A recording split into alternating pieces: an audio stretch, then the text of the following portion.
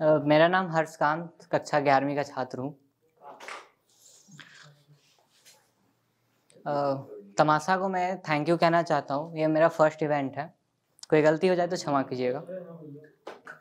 ये इवेंट ऐसे तो वैलेंटाइन डे पर रखा गया है, लेकिन प्यार मोहब्बत के नाम पे जो बैड एस्पेक्ट है वो मैं आज बताना चाहूँगा।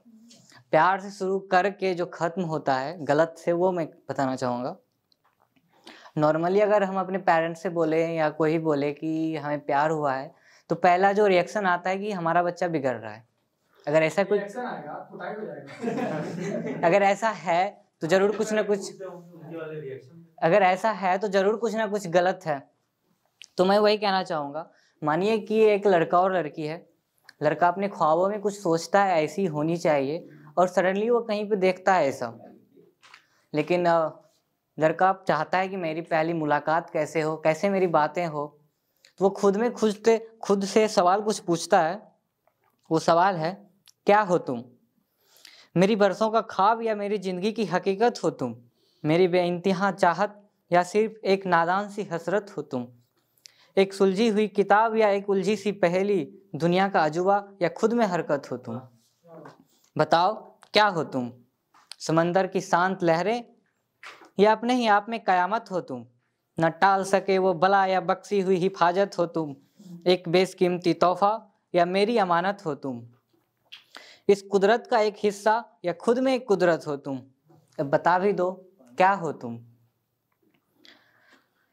क्या सिर्फ मेरे जीने का मकसद हो, या सिर्फ सांसों का एहसास हो तुम? या मेरी जिंदगी का एक महज एक पड़ाव हो तुम, या एक नई शुरुआत? अब बता भी दो, क्या हो तुम?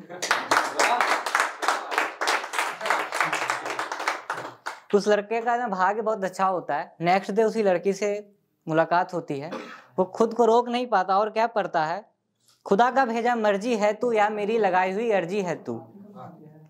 खुदा का भेजा मर्जी है तू या मेरी लगाई हुई अर्जी है तू? मेरे जिंदगी में होने वाली सामत है तू या मेरी जिंदगी की कयामत है तू? लड़की समझ नहीं पाती है, फर्स्ट मुलाकात में ऐसा क्या कह रहा है। वो भी उत्सुकता से पूछती है, क्या कह रहे हो? तो लड़का कहता है, बता शुरुआत कहाँ से करूं? बता शुरुआत कहाँ से करूं? नयन भी तेरी गहरी, होठ भी तेरे रसीले। नयन भी तेरी गहरी, होठ भी तेरे रसीले। गर्दन तो जैसे सुराही है और अदा तो तेरी हाय शर्मीले। ये गालों पे लाल लाल लाली, तेरे कानों पे चमकती ये सुनहरी वाली। ये गालों पे लाल लाल लाली, तेरे कानों पे चमकती ये सुनहरी वाली। अखियों की काजल काली, बता है कोई तेरी छोटी बहन जो मुझे बुलाए प्यार से जीजू, मैं बुलाऊं साली?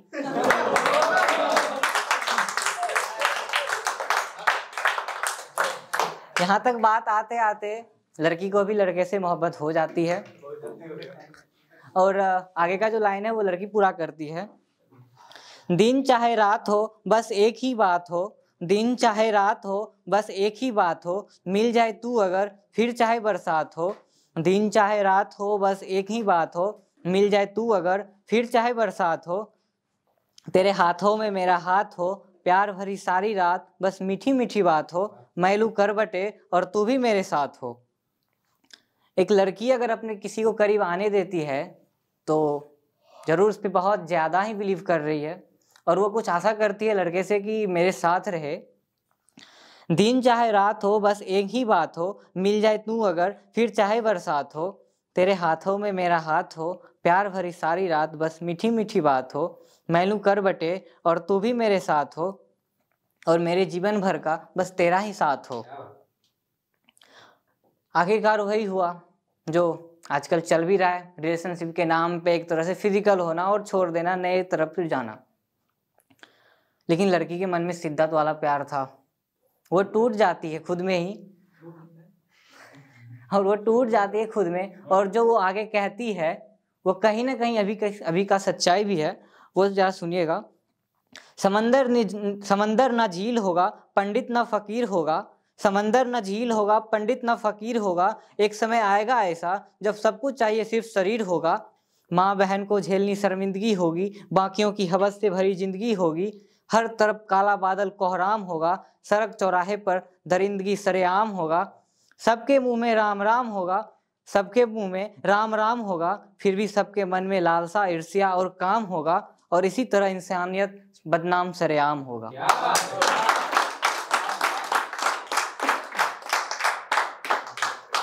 इस टॉपिक को थोड़ा मैं दूसरी तरफ मोड़ना चाहूँगा। जैसा कि अभी मैंने दरिंदगी पे बात की है, तो कई बार ऐसा होता है कि दरिंदों को बचा लिया जाता है और जो बेगुनाह होता है उसको फंसा लिया जाता है। जैसे कि हाथरस की घटनाओं को अगर देखें तो छिपा के जबरदस्ती लाश को जला दिया गया ताकि रिपोर्ट ना आ पाए सही तरीके से। तो ऐसा क्यों होता है?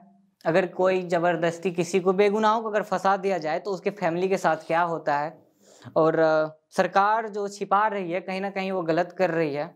तो सरकार आखिर क्या चल रहा है वो मैं बताना चाहूँगा। जो चमन चूतिया गद्दार होगा, पैसों का कारोबार होगा। जो चमन चूतिया गद्दार होगा, पैसों का कारोबार होगा। बारूद गोले बम जैसे जैसे आदि हथियार होगा। देश लूटने को बैठा तैयार होगा। देश में भले खाने को लाले होंगे, लेकिन मासूमियत को मारने के लिए जिनके हाथों में भाले होंगे, जिसने कई मासूम सीनों पे गोली दागे होंगे, इंसानियत को मरता देख फिर भी मुंह मोड़ भागे होंगे। देश लूटना जिसको गवारा होगा, वोट लेकर सिर्फ खुद को सवारा होगा। देश लूटना जिसको गवारा होगा, वोट लेकर सिर्फ खुद को सवारा होगा। देश की माँ बहन बेटियों की इज्जत तार तार होगी। सवाल नहीं करोगे तो ये बार बार होगी। सवाल नहीं करोगे तो इस बार हद पार होगी। इज्जत इधर लूटी जाएगी, उसको उधर ना कोई फर्क होगा। अपना देश बिक रहा होगा, हाथरस जैसे घटनाओं को वो छिपा रहा होगा। मणिपुर वालों पर, मणिपुर को जो घटना हुआ था मणिपुर में, उस पर जरा लिखा है मैंने। आंसू बह रहे होंगे, आंसू बह रहे होंगे, पूछने को बाप न भाई होगा। जो उठाएगा सवाल मौत के साथ उसका सगाई होगा, और जो जाएगा उन हुक्मरानों के खिलाफ वो यमराज का घर जमाई होगा। देश होगा उसका जिसके हाथों में आ रहा होगा।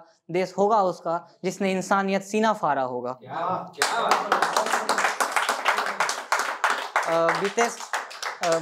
बीते वर्ष में न जाने कितने लोग मरे।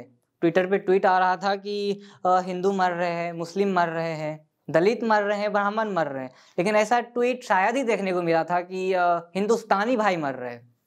मतलब आजकल कहीं ना कहीं हर कोई जात पात के नाम पे वाइसनेस हो रहा है। जात पात के नाम पे कहीं ना कहीं गवर्नमेंट भी लड़वा रही है। तो उस पे है कि किसी को ये समझ नहीं आता है, अगर हम धर्म के नाम पे लड़ भी रहे, ऐसा देश अगर इस देश से अगर निकाल दिया जाए, अगर हमारे पास ऐसा देश ही ना रहे तो हम धर्म का गुणगान किस देश में करेंगे? इस देश के जितना छूट किसी देश में किसी नागरिक को मिला ही नहीं। अगर मिला है तो हम लोग इसका गलत फायदा उठा रहे हैं कहीं ना कहीं। ना नारियों की इज्जत, न देश का सम्मान। ना नारियों की इज्जत, न देश का सम्मान। जाति धर्म बस यही रह गया है हमारा पहचान। जबकि शिक्षा यहाँ पे बहुत ज़्यादा ज़रूरत है। और शिक्षित लोगों में अगर नेचुरली देखा जाए तो पढ़ने वालों को छोड़कर रैली हो, किसी भगदड़ में हो, तो ऐसे लोग ज़्यादा होते हैं जो कि गलत तरीके से होते हैं। तो शिक्षा है तो समानता है, शिक्षा है तो सम्मान है, शिक्षा है तो विकास है, शिक्षा नहीं तो वहाँ की सर्वनाश है। लड़कियों पे खासकर आजकल, जैसा कि दीदी ने कहा था कि महाभारत रामायण काल से चलते आ रहा है कि लड़कियों को कुछ ज़्यादा ही सहना पड़ता है। तो हमें उन लड़कियों की पीड़ा कैसे समझ आएगी? हम पे खुद गुजरा भी नहीं है, तो वो हम समझाना चाहेंगे। हमें लड़कियों की पीड़ा कैसे समझ आएगी? समझ तो तब आएगा हमें उन लड़कियों की पीड़ा जब ऐसा कोई चमत्कार हो, भगवान बना दे हमें लड़कियां, खींचे इस ओर कोई पल्लू, इस ओर बलात्कार हो। समाज करे छी छी थू थू धिक्कारे, और घर वाले लिए खरे तलवार हो।